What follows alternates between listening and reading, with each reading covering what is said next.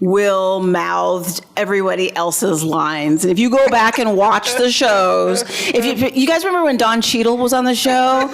Watch that one. It'll kill you. He's looking right in Don's face and going, while Don talks. I don't know how Don kept a straight face. Please make some noise for our Fresh Prince panel. We've got Karyn Parsons and Janet Hubert. Howdy. Okay. And unfortunately, we were supposed to have a few more people, but flights and things, and I heard the weather is terrible, and there's storms, but hey. Yeah. We're both here. We're all here. Yes, we got it? Yes, We made it. Now, Janet, a little birdie just told me this is your first convention? It is. Yes, it is my first Comic-Con. Wow. And not my last. Okay. Yes. As expected, what do you think so far? Is it as many costumes and things as you thought, or? It is awesome. It is amazing. It is mind-boggling. It's been humbling. It's been, I get a little teary-eyed, at the love and the appreciation and of all of you all and the dedication. And it's not like going to a film festival or a red carpet. It's like the real people. Mm-hmm. Yeah. The real people who watch the show, who've watched the show for 35 years. Yeah. So I'm humbled. Well, I think in doing what you do, you don't necessarily connect to an audience. You're filming things unless, of course, you have a studio audience, especially at a time that predates social media, where you're not seeing like, oh, that episode's trending or that clip's on TikTok and it's everywhere. So you do an event, you do a premiere, and you see fans, but you don't really get the opportunity to connect to them. And now you come to these events and you're like, oh my, you actually can put a face to the fans, and I can see where it can be a little touching and overwhelming, and I get a little I get teary-eyed. I do. I'm sorry. I'm a softie. But thank you, Karyn, because Karyn kept asking me. She kept saying, Janet, come. You would love it. You would love it. Come and do it. You would meet people will love you. They will embrace you. And I knew that she would love it, but I also knew how much you guys would want to see her. Any particular moments for either of you so far at the convention with fans? I know sometimes fans, they dig up really interesting little tidbits from the show or anything like that you've maybe forgotten about, or moments or memories, or anything weird that you had to sign? Today, I don't know if I've had anything weird to sign today. But no, people always seem to bring up memories and things, moments from shows, little lines and little jabs. Yeah. And I had a lot of zingers, and so people come up and say some of those lines to me, and they're always fun to remember, Yeah. How often do you revisit the show? I know it's a show that's in syndication a lot, and you often can find it flipping around on channels, and it pops up. But do you ever, if you're flipping through channels and you see it playing, do you stop down and kind of live in that moment a little bit, or you just flip by? I don't. Okay. I don't. Well, it was a little different for me because I left, and so I didn't watch it for over 20-something years. I couldn't turn it on. I couldn't, if somebody had it on in the house, I'd walk in the room and they'd go, uh-oh. Slap the remote right out of there. Get out of there. What you got on the TV? All of a sudden, The Exorcist would come out.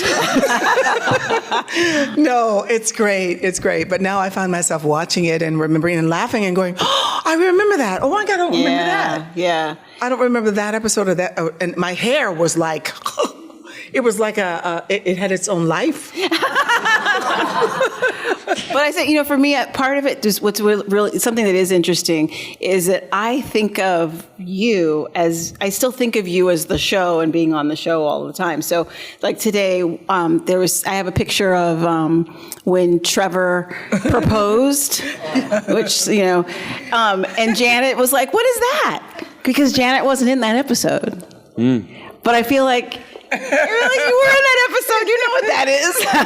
But, because I think of you so much as being there all the time. But at the same time, and that was such a big episode, but it was just very strange that, for Janet, she doesn't remember. She sees a picture of it and doesn't know what it is. So that was really interesting to me. Wow. Yeah, it's like I said, it was like almost a double-edged sword when Karyn said, come to, because it's been sort of a double-edged sword for me for years, but now it's gone. And, I said, well, something triggered me. And then a friend of mine said, but you're the only one that's triggered. And I said, oh, you're right. Okay, not triggered. It's like therapy. Who needs it? Another great element of these conventions is, of course, you get to reunite with each other, Yes. and you see others from the show as well that you spend so much time with for so many years. When was the last time that a lot of you got together? Do you guys still kind of routinely try? Is there like a little group chat, or do dinners on Wednesdays at your house? Well, I don't know who saw the reunion. Did you guys see that? Yeah. Was that the last? Was monumental. That was okay. the last. Okay. But that was we've seen each other Yes, we since have. Yeah. once. Yes. Since. Yes. But that was monumental because that was the reigniting of a lot, right? It was a healing. It was the Yeah. It was a healing. It was Yeah. laying on of hands. Yeah. It was great. That was really But something. I'd kept in touch with Karyn off and on. Yeah. We'd call each other, catch up. And I was so wanting to see Tatiana because I haven't seen her since the reunion. And she's got kids. So it's weird. And I'm like, how old am I? I'm 7 months from 70. Can you believe that? Can you believe it? Looking at her? Oh my gosh. I believe it. I feel it. Yeah, but you just don't look. It's just weird that 45 years. I was 36 when I went into the show. Yeah, Yes. Yeah. And you were like 22. 22. And I remember her saying, oh, wait a minute, your legs. She says, you got better legs than I do.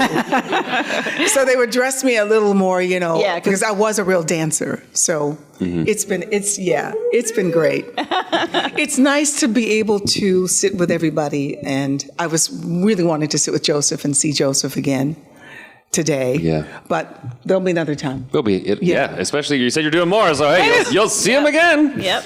Now, did you have a sense of the longevity of the show when you were working on? And I mean, I feel like you're really inside of it. Do you have a sense of like that this thing is not only going to go for as many seasons, but also this many years later? And it's got to be also interesting to you to see young fans and new fans that were not even born when the show was on, and now they're fans of the show. There you go. So like, that's got to also be interesting to wrap your head around as well. That's crazy. I mean, there's no way when we were shooting the show, you're shooting with a studio audience, so you've got that audience. And for me, I really did feel like it was a play. Like I felt like it was us. Theater. Yeah, I felt like it was us and those people in the audience, and it was done. I didn't think about it. I didn't even really think about how it was going out into people's homes, let alone how it was going in when it went into syndication, and then it went, overseas, and then it went on for generations. I couldn't have seen any of that. And I think one of the things and it's been very hard to realize what a big impact this show had. I mean, and to really accept it. And one of the things that got me was when it was the Olympics, and Jimmy Fallon, Jimmy Fallon does a Neil Young impersonation. Has anybody ever seen that? No. And he opened the Olympics doing a Neil Young impersonation, singing the Fresh Prince of Bel-Air theme song. And when I saw that was the first time I said, oh my gosh, everyone knows the show, because if you can recognize it from that. But it just couldn't get to me that it had become that big a deal. So I think that's the thing when you're watching it at home. One of the best parts when the show starts is the theme song. It really gets you in that moment, but you're in it. Do they play that for you on like a little boombox so you guys can experience it as well? Or you didn't have that joy that we all did? No. You didn't hear the song? No. You didn't get to hear the song as many times as we did. I feel like they should have just played it for you at least. I think they played it. Did they? Sometime, They had a DJ. We had our DJ. Okay. But I bet you they played it. Because for us, that's how you knew that you're about this. The TV was getting good. You heard that song come on. Music. I just remember them playing loud music because I was like, God, it's loud in here. But I think part of the success, too, has been Will's success and his longevity in the business. Yeah. And that he's been a constant with all of his movies, and which has absolutely helped, drive. Plus, the family was like the perfect cake. Yeah, that's true. It was the perfect cake. True. We could not get through, we were talking about this, we could not get through table scenes of eating. We got the giggles. Because we would get the giggles really bad. constantly. No, we get in trouble. We really got the giggles bad. the point where people would be snorting. We'd have to cut and start over and retake. Or Will would do something really dumb, and we would start to laugh, and we couldn't hold it. Or he'd start mouthing your words, your lines. Because that was about the first 5 episodes, Will mouthed everybody else's lines. And if you go back and watch the shows, if you guys remember when Don Cheadle was on the show?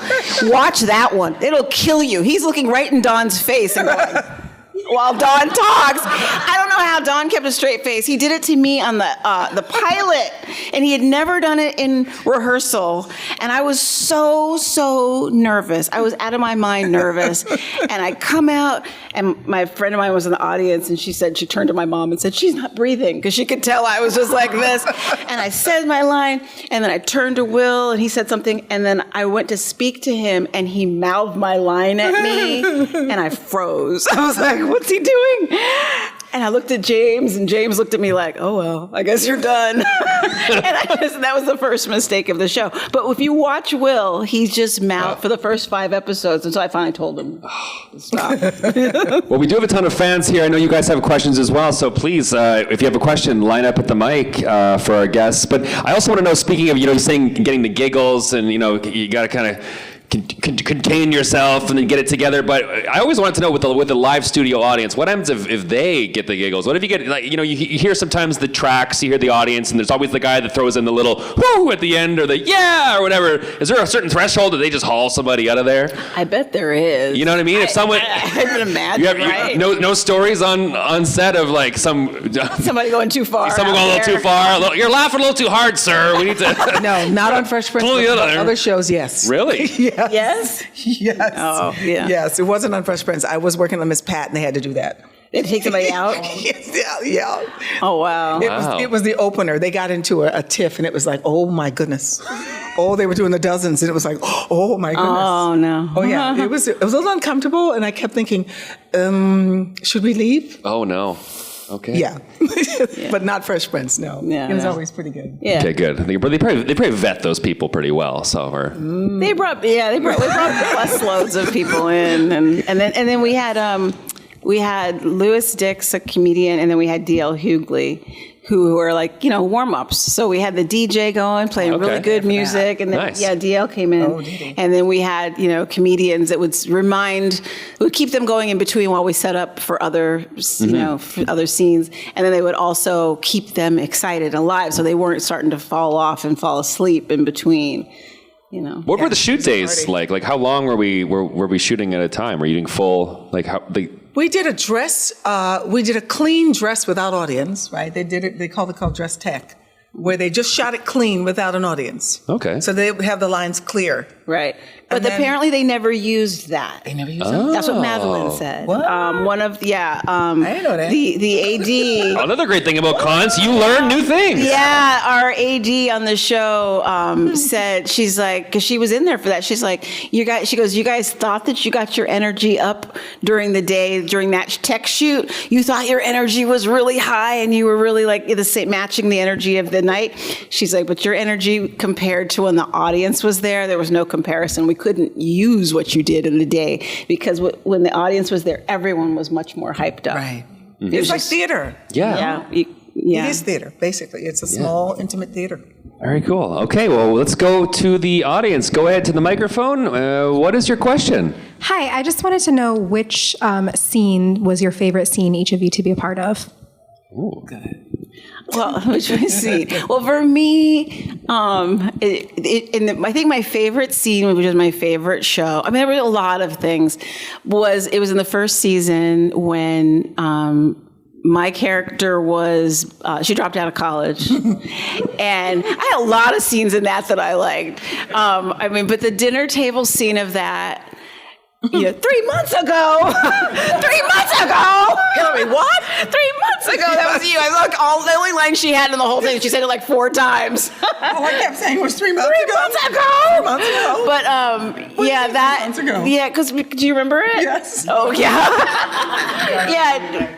We had to do. Yeah, we had to bark like a dog, and I had to do the whole Will was. They were blackmailing her. Right. And so they told her, to bark like a dog. Yeah, it was like every time they were blackmailing her, Every Carlton time and Uncle Phil takes a sip of water, say something, you have to praise Will, because both of them were blackmailing me. Both both Carlton and Will were black. And so every time somebody says Will, you have to smack Will in the back of the head. And every time, so there are all these things all the time. I'm like, smack, woof, Will Smith is the greatest person on earth, or whatever. There were all these different things. But I think the way we all worked together in that scene, aside from the giggles, because we got the giggles so bad. So bad. But aside from that, we all really were working incredibly well together and having fun in that scene. And that's such a high when you click like that, with your fellow actors. Good. I think for me, it was a lot of the family table scenes, but my sisters, when my sisters would come, the divas, yes, that was always a delight, because in The Mom, when Virginia Capers would come, when the whole family would get together with Will's mother, the sisters, Christmas episodes. Well, these were amazing actresses, though. These were amazing Broadway actresses, all of you. I mean, I don't know, did Jennifer do Broadway too? What people don't realize is Jennifer Lewis and I knew each other in New York. And when they asked me, who do you want to play your sisters? They said, here are the candidates. Well, we used to all go after the theater to Jennifer Lewis's Don't Tell Mamas and watch her crazy one-woman shows. Oh, I didn't know this. Yes, and Charlene was also from Broadway. Yeah, Charlene, who played the youngest of the sisters. Janice or something like that. Was her name? I don't remember. Married to the white guy. We all kept saying, and Will kept saying, that was another one where it was, he's tall. He's tall. No one said he was tall. No one? No one told me he was so tall. And Jennifer, well, is anybody going to say anything about it? The fact that he's white, Jennifer Lewis. And then Will said it. Okay, just don't mention that he's white. Yeah. But it was the stories were so wonderful because they were all families. Not that we were Black, we were all families. Mm-hmm. We dealt with all subjects in a family way, which was so wonderful. Yeah. It could be any family. Right. And we weren't a monolith in terms of this is just all Black people are like this. We were all so different from each other. Everyone in the family was so incredibly different and on their own strange thing that I think it allowed people, it allowed audiences to recognize themselves as whatever they were, different in whatever way. They didn't have to subscribe to one way of being, and definitely not one way of being Black. Right. She's got a question. Yes. It's okay. My mom called me Hillary once, and so now I'm like, okay.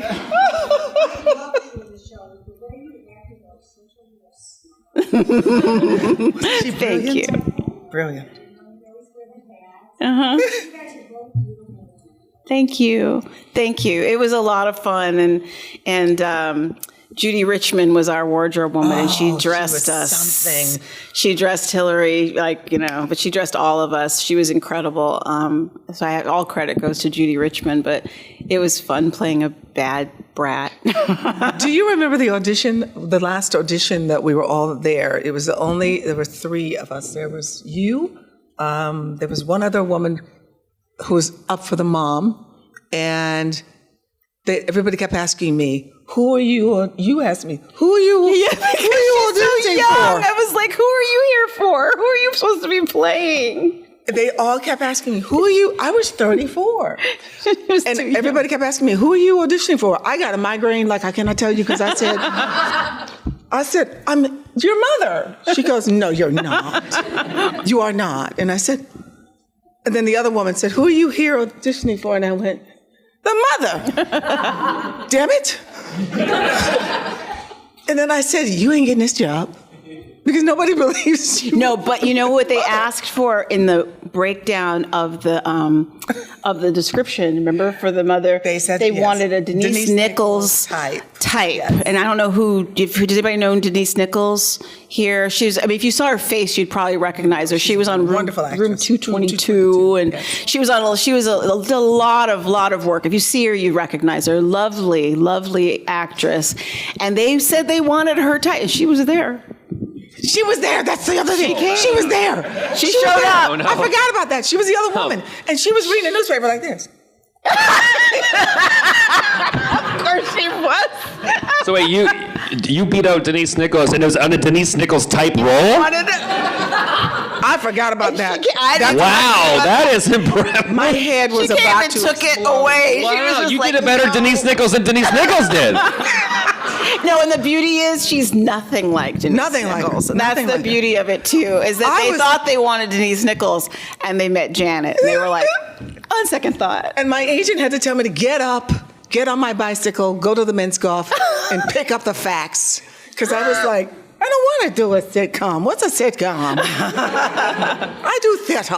I'm a theater. I wanted to know, like, being with the character for so long, how much influence do you have in that after time goes on? Like, even how you play a scene, maybe it plays a little differently. They make a little note of, like, maybe your character gets a little sassier because of just how you're playing it or whatever. Like, do you help steer that at all, or are you? Yeah, without a doubt. A couple of things. One, yes, that's true. The writers do start to write to how you're playing and what you're bringing, and they recognize it, and also what's working. What the audience is responding to. But we also were lucky enough with Andy and Susan Borowitz, the creators of the show.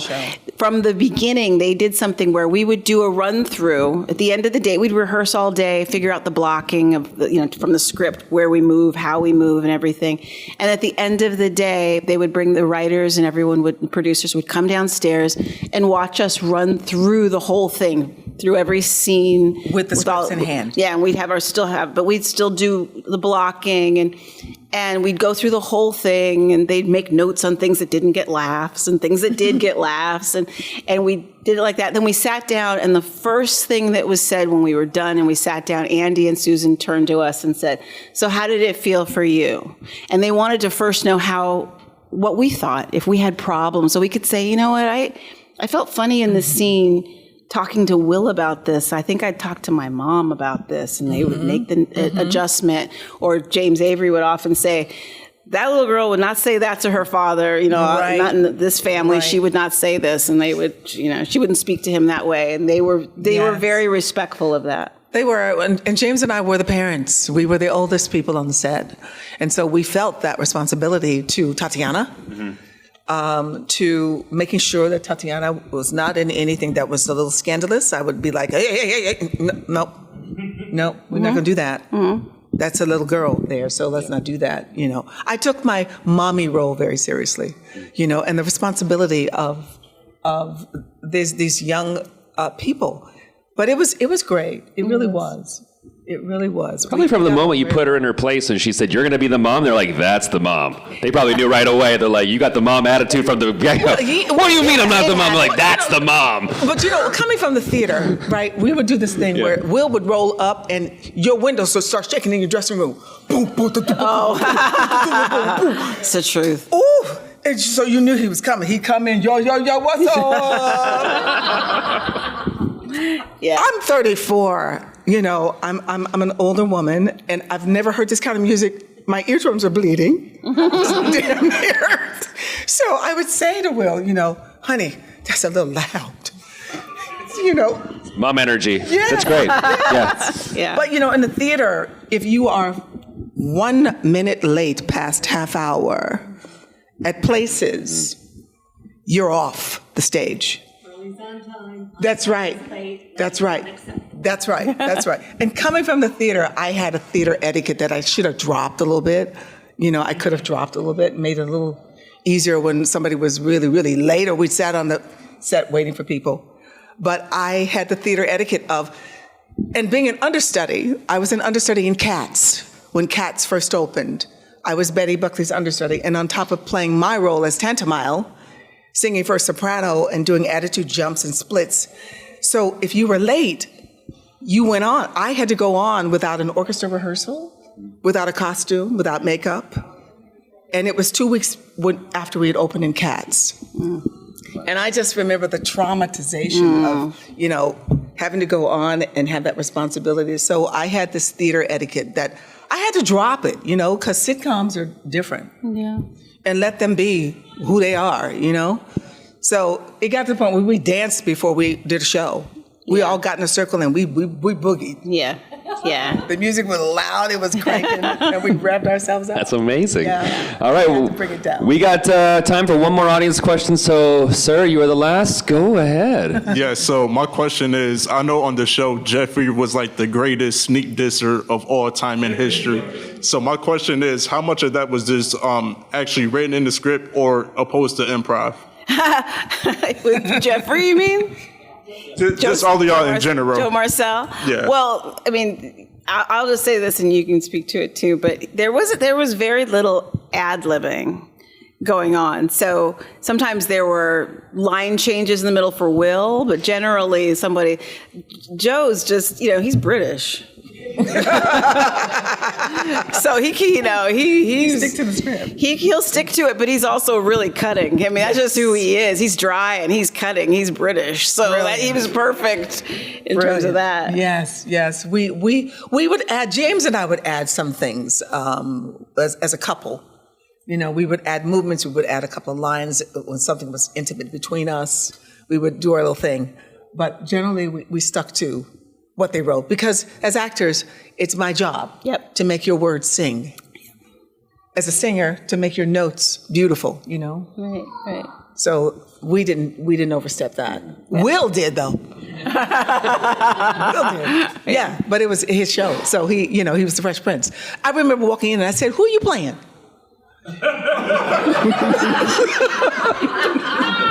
He's like, the mom. Obviously. He says, "Yo, I'm Will." I said, "Hi, Will. Who are you?" That's how out of it I was. In New York, doing theater. I never heard Summertime. I never heard Will Smith.